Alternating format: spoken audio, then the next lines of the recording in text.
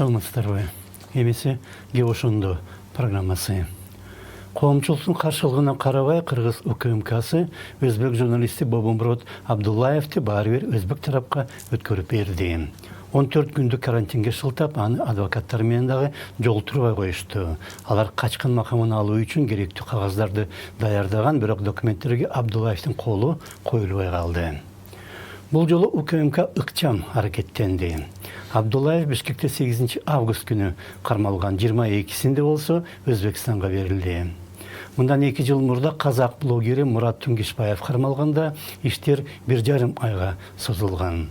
Тунгишбаев Бишкекте 2018 жылдын 10 май күнү кармалган. Казак тарапка ал 26 июнда берилген. Октябрь райондук соту чечимди бир эле күн мурда 25 июнда чыгарган, жана блогердин адвокаттарынын ага каршы арыз жазууга убактысы да болгон эмес. Тунгишбаевдин мисалында атайын кызматтар ушундай иштерди жасаса, коомдо өтө деле кеңири каршылык болбой турганын көргөн. Адам укуктарын коргоочулар жана дайым кечиккен медиа уюмдар ар башка кат менен кайрылууларды жолдогон, бирок коом көтөрүлгөн эмес, жана атайын кызматтар билгенин кыла берсе болоорун түшүнгөн. Алардын айрымдары СССР КГБсына ант берген, ошондуктан эмгичи ошол мурдагы империяда жашагандай аракеттенет. Кыргыз коому жалкоо. 2017 жылы Атамбаев бир нече журналист менен укук коргоочуну соттогондо да коом өтө деле каршылык көрсөткөн эмес. Адам укуктарын коргоочулары менен медиа уюмдар тегерек стол же конференция өткөргөнү менен журналисттер эмне үчүн соттолуп жатканын эч ким анализдеген эмес. Алардын кесиптештери болсо, бул тарап минтип, тигил тарап тигинтип айтып жатат деген менен чектелген. Андан тышкары Кыргыз коому акыркы жылдары алып сатарлыкка өтүп кетти, жана дал ошол себептен жогорку кеңеште азыр базаркомдор отурат.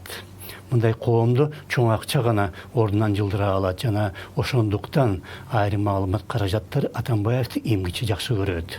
Азыркы президентти саткын деп эсептейт, жана саясий кризис менен соттор мурдагы эки достун арыздашканынан чыкты деп ишенет. Акчадан тышкары мындай коомду көкбөрү менен жылаңачтан чечинген аялдар гана козголто алат, жана феминалия сыяктуу нерселерди алар түбөлүк баалуулуктар менен улуттук ар-намыска жасалган чабуул деп түшүнөт. Жалпы адамдык баалуулуктарды бир туткандар андай патриоттордун душманына айланат, жана тирешүүдө дайым патриоттор жеңет, анткени аларды түзгөн жана дайым колдогон атайын кызматтар. Ошол себептен биздин коомдо атайын кызматтар мурдагыдай эле эмне кааласа ошону жасайт, анткени КГБ, ФСБ, ККНБ эмгиче бирдиктүү уюм, жана Өзбекстандын СНБси да ошол уюмга кирет. Мындан бир ай мурда украин журналисти Дмитрий Гордон 2,5 саатка уланган интервью жасады.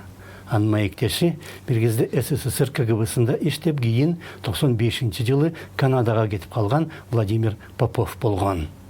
Можно ли сказать, что сегодня, в 2020... Азыр 2020 жылы Орусияны, Украина, Беларусь, Казакстан жана башка мурдагы советтик жумурияттарды мурдагыдай эле атайын кызматтар башкарат десе болобу? По-прежнему руководят так или иначе спецслужбы.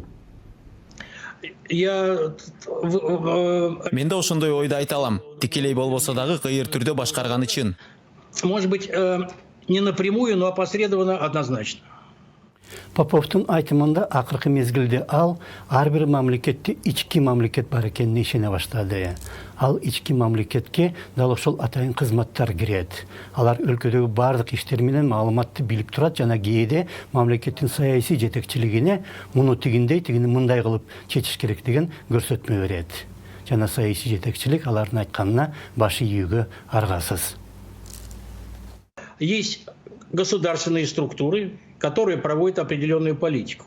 Мамлекеттик мекемелер ар башка органдар иштейт. Алар өз саясатын жүргүзөт. Бирок ошол эле мамлекеттик түзүлүштө атайын кызматтар бар. Жана алар ошол мамлекеттик саясат менен макул эмес. Алар өзүнчө, башкача. Кээде ал саясатка каршы аракеттенет. Жана ушундай тымыздын мамлекеттик түзүлүштөргө менин ишенимимде ар башка өлкөлөрдүн атайын кызматтары кирет.